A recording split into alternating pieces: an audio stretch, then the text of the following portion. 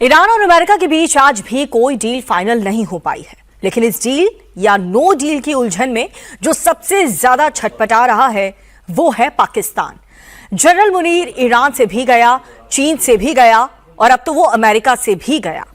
तीनों से दलाली खाने के चक्कर में मुनीर कहीं का नहीं रहा। अब सजा तो जरूर मिलेगी, लेकिन मुनीर के साथ साथ पूरा पाकिस्तान भुगतेगा। सारी बातें इस रिपोर्ट से समझिए।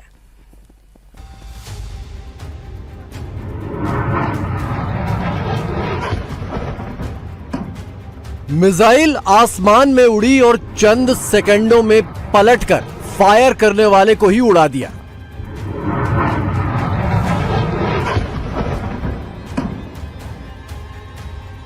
यही कहानी हो रही है पाकिस्तान के साथ। चीन ने भी हमसे मुंह बना लिया। मैं आपको सीधा सीधा बताऊं, चीन इस बात पे खुश नहीं है कि हम मुकम्मल तौर पे अमेरिका की गोद में जाके बैठ गए।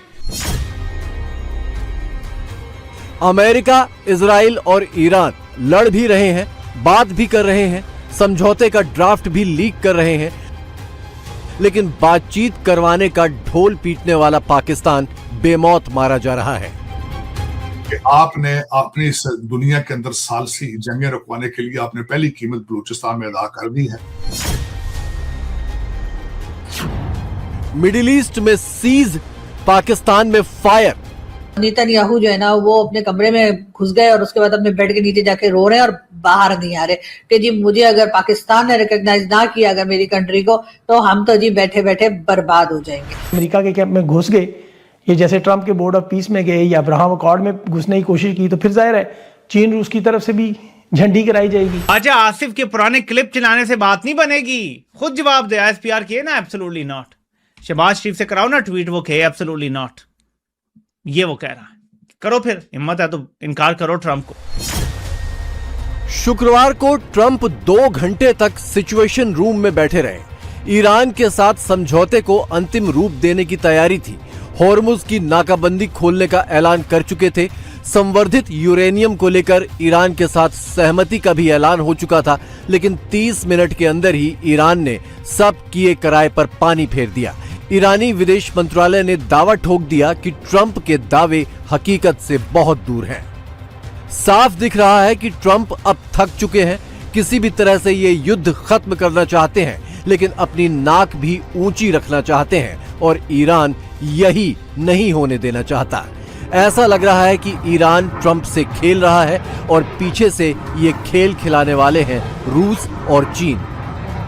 लेकिन मजे की बात यह है कि ईरान के इस खेल से अगर कोई सबसे ज्यादा तंग है तो वो है पाकिस्तान। जनरल मुनीर और शहबाज शरीफ की कुड़न का लेवल ट्रंप से भी ज्यादा है।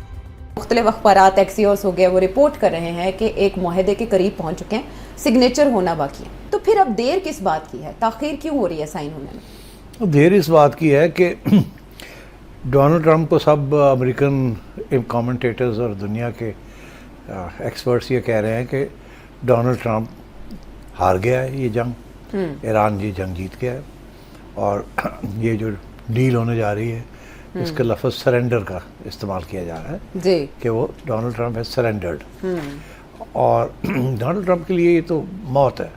सियासी तौर पे ये कहा जा रहा है कि इस दलदल से कैसे निकलेगा वो। डील करता है तो गाली पड़ती है कि आप तो छोड़ के आ गए हैं, ईरान जीत गया है, और डील नहीं करता और जंग करता है तो जंग में भी हार जाएगा, पहले भी हारा है, आगे भी हार जाएगा। तो ना इधर का रहा ना उधर का रहा, तो इसको तो बहुत तकलीफ हो रही है। तो आई थिंक ये बड़ी ख़तरनाक स्टेज है। I am very worried. मुझे ऐसे लगता है कि ये डील होगी भी और नहीं भी होगी, कच्चा पक्का। ये कुछ अनाउंसमेंट हो जाएगी और कुछ अनाउंसमेंट फिर पीछे हट जाएंगे लोग। ईरान और अमेरिका के बीच समझौते के लिए पहले 2 दौर की बातचीत इस्लामाबाद में हुई थी। पाकिस्तान मीडिएटर के रोल में था। इसके बाद बातचीत का वेन्यू कतर की राजधानी दोहा शिफ्ट हो गया, लेकिन पाकिस्तान मध्यस्थता का ढोल तब भी बजाता रहा। इस दौरान ट्रंप लगातार अपने फेवरेट फील्ड मार्शल और शहबाज शरीफ की कोशिशों का गुणगान करते रहे, लेकिन ईरान के विदेश मंत्री आरागची ने नई दिल्ली में ही बैठकर कह दिया था कि पाकिस्तान की कोशिशें खतरे में हैं। Well, the mediation process by Pakistan has not been failed yet, but it is in a very difficult course, mostly because of the Americans' behavior and and the mistrust which exists between us. We appreciate any country who has the ability to help, particularly China, and we know that Chinese have a good intention. Islamabad में जो बातचीत हुई थी वो America और Iran के बीच सीधे नहीं हुई थी, बल्कि पाकिस्तान दोनों तरफ से संदेश लेकर दूसरे पक्ष को देता रहा। कहा जा रहा है कि बातचीत का यही तरीका दोहा में भी चला, यानी अमेरिका और ईरान के नेता आमने सामने नहीं बैठे, बल्कि यहां भी पाकिस्तान ने दोनों मुल्कों के संदेश एक दूसरे को पहुंचाए और यहीं पर पाकिस्तान खेल कर रहा था।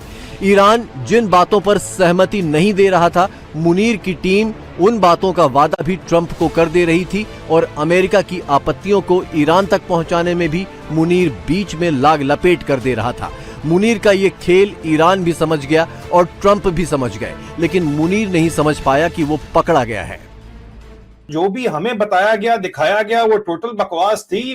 दरअसल आसिम मुनीर उर्फ यजीद वक्त की दुम के ऊपर पैर रख के और उसकी अर्दली की दुम के ऊपर पैर रख के मरोड़ा है और चीखें जो है वो हल्की हल्की से निकली हैं और इसीलिए उन चीखों की शिकायत करने इस वक्त इसहाक डालर साहब जो हैं मुंशी साहब जो हैं वो जा रहे हैं, तशरीफ लेके जा रहे हैं अमेरिका और जाके बताएंगे कि हमारे साथ हुई क्या और अब हम करें क्या, क्योंकि पाकिस्तान की जो फॉरेन पॉलिसी है वो आजाद तो है नहीं और पाकिस्तान जो है वो एक उधार से दूसरे उधार के ऊपर चल रहा है। तो जाहिर बात है कि अमरीकियों से इजाजत लेनी पड़ेगी या अमरीकियों को कहना पड़ेगा, उनकी डिमांड्स बड़ी सख्त हैं, आप हमें उधार दे दें बराए मेहरबानी। चाइना ने आगे से इनकी कहा कि हाँ गुड शाबाश, अच्छा काम किया तुमने, है तुम जो है वो वहां पे अच्छा पीस मेकर जो तुम कहानियां कर रहे हो, अच्छी कर रहे हो, करते रहो कहानियां, होना कुछ नहीं है, असल में तो गेम हमारे पास है। ट्रंप शायद इसीलिए बार बार फील्ड मार्शल का राग लगाए हुए थे ताकि बातचीत की नाकामी का ठीकरा भी उसी पर फोड़ सके, लेकिन मुनीर को तो दलाली खाने का ऐसा जुनून सवार था, उसने न आगा सोचा न पीछा। आखिरकार चिढ़कर ट्रंप ने मुनीर के गले में इजरायली पट्टा पहनाने का फैसला कर लिया। ईरान मसला हल होने से पहले ही अब्राहम अकॉर्ड पर ट्रंप की जल्दबाजी इसी बात का संकेत है और इसीलिए पाकिस्तानी विदेश मंत्री इसहाक डार दौड़े दौड़े अमेरिका जा पहुंचे हैं। डेफिनेटली इसहाक डार साहब वहां पर कुछ यही तसल्ली देने गए होंगे कि जी हम थोड़ा माहौल बना रहे हैं और जैसे जैसे हमारे लोग हमें लगेगा थोड़े रेडी होते जा रहे हैं तो उसके साथ ही जी हमने इजराइल को मान लेना, हमारे ऐसी कौन सी बात है जी, इजराइल हमने क्या कर लेना है। कहा तो यही जा रहा है कि हम वहां पर ये बताने के लिए गए, हम अपने लोगों को कह रहे हैं हम इजराइल को तस्लीम नहीं करेंगे लेकिन हम इजराइल को रिकॉग्नाइज कर लेंगे, तो डोंट वरी बी हैप्पी। बस ये है कि माल लाओ माल। हम शायद ये कहने गए लेकिन इसहाक डार साहब कहते हैं कि नहीं जी हम तो बिल्कुल इजराइल को तस्लीम नहीं करेंगे, इजराइल को बिल्कुल रिकॉग्नाइज नहीं करेंगे जब तक कि इजराइल जो है वो फलस्तीन को उसी टाइम पे यानी जिस वक्त 1967 में जो स्टेटस था फलस्तीन का, जब तक वही दोबारा नहीं मिल जाता। और मैंने सुनने के बाद जो है ना वो नेतन्याहू जो है ना वो अपने कमरे में घुस गए और उसके बाद अपने बेड के नीचे जाके रो रहे हैं और बाहर नहीं आ रहे कि जी मुझे अगर पाकिस्तान ने रिकॉग्नाइज ना किया अगर मेरी कंट्री को तो हम तो जी बैठे बैठे बर्बाद हो जाएंगे। अब्राहम अकॉर्ड का एकमात्र मकसद है कि इजराइल को दुश्मन मानने वाले मुस्लिम देश उसे मान्यता दें ताकि पश्चिम एशिया में शांति लाई जा सके। ट्रंप ने जो फरमान जारी किया था उसमें खास तौर पर सऊदी अरब और पाकिस्तान का नाम लिया था। ट्रंप को आका बना चुके पाकिस्तानी फ्रॉड मार्शल और पीएम शहबाज शरीफ की हिम्मत नहीं थी कि इजराइल के नाम पर मुंह खोल सके। हाँ बोलते तो पाकिस्तानी ना छोड़ते और ना बोले तो ट्रंप कहीं का ना छोड़े। इसीलिए अनाप शनाप बकने के लिए बदनाम अपने रक्षा मंत्री ख्वाजा आसिफ का साल भर पुराना इंटरव्यू फिर से वायरल करवाकर पिंड छुड़ाने की कोशिश में थे। लेकिन इस बार ट्रंप के खासम खास और इजरायली लॉबी के सीनेटर लिंडसे ग्रैहम ने मुनीर की गर्दन पकड़ ली। तो लिंडसे ग्रैहम का ये पोस्ट आता है कि कहता है कि मेरे सामने ये बिल्कुल वाज़ेह है कि पाकिस्तान जो है मीडिएटर के रोल पे एक प्रॉब्लमैटिक मुल्क है। उनकी इसराइल से जो दुश्मनी है वो बड़ी पुरानी है। तो लिंडसे ग्रैहम कहता है कि बेशक ये 1 साल पुराना क्लिप है लेकिन लगता है कि ये जो जज्बात हैं ये ताज़ा हैं। In that regard, it is imperative that Pakistan give an answer now to President Trump's call to join the Abraham Accord. अब ये ज्यादा जरूरी हो गया है, लाजिम हो गया है कि पाकिस्तान ट्रंप ने जो कहा है ना कि अब्राहम अकॉर्ड को ज्वाइन करो, उसका फौरी तौर पे जवाब दे। ख्वाजा आसिफ के पुराने क्लिप चलाने से बात नहीं बनेगी, खुद जवाब दे। ISPR किए ना, एब्सोल्युटली नॉट।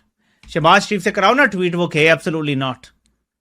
ये वो कह रहा है, करो फिर, हिम्मत है तो इनकार करो ट्रंप। ख्वाजा आसिफ से हर तरफ बयान दिलवाए गए हैं या उसके बयान चलवाए गए हैं जिसमें वो कह रहा है जी कि हम तो नहीं इसराइल को तस्लीम करेंगे। हुकूमत का बाकी कोई बंदा नहीं कह रहा। ISPR ने भी हल्का सा भी कोई बयान नहीं जारी किया। कोई चलो जराए से ही कह देते जी कि आला तरीन जराए ने कह दिया है कि ऐसा हमने नहीं करना, कुछ भी नहीं है। ख्वाजा आसिफ बोल रहा है, ओ भाई तू कौन है? मुनीर और शहबाज को उम्मीद थी कि ईरान में उसकी कमीशन बाजी की बिगड़ी कहानी चीन फिर से बना देगा। शायद चीन के कहने पर ईरान मान जाए और पाकिस्तान की दलाली पक्की हो जाए, लेकिन चीन ने ट्रंप को भाव नहीं दिया तो पाकिस्तान की क्या बिसात। उल्टे शी जिनपिंग ने मुनीर को ट्रंप की गोद में बैठने का सबक सिखाने की ठान ली। सो अलग चीन ने भी हमसे मुंह बना लिया। मैं आपको सीधा सीधा बताऊं, चीन इस बात पे खुश नहीं है कि हम मुकम्मल तौर पे अमेरिका की गोद में जाके बैठ गए। चीन इस बात से भी खुश नहीं है कि हम अब्राहम अकॉर्ड करने जा रहे हैं। चीन को भी दावत हुई थी, चीन ने कहा दौड़ो तो। इससे बेशरम कभी भी सीन नहीं हुए जो हमने पिछले 4 सालों के अंदर देखे। सिफ अली जरदारी पहले वहां गए, उन्हें किसी ने मुंह नहीं लगाया। अब शहबाज शरीफ गए तो इन्हें भी किसी ने मुंह नहीं लगाया। और कोई एक चीज, और इतने हम स्टीरियोटाइप खुद को धोखा देने वाले लोग हैं। शहबाज शरीफ साहब ने जो खिताब फरमाया उसमें उन्होंने कहा कि चीन दुनिया के लिए काबिल तकलीद मिसाल बन चुका, हम कब बनेंगे? यानी हम कब तक मरासियों की तरह दूगों के घर जाके उनके ढोल बजाते रहेंगे? वे सब तो सोने हाईवे मनमोहनियां गाते रहेंगे।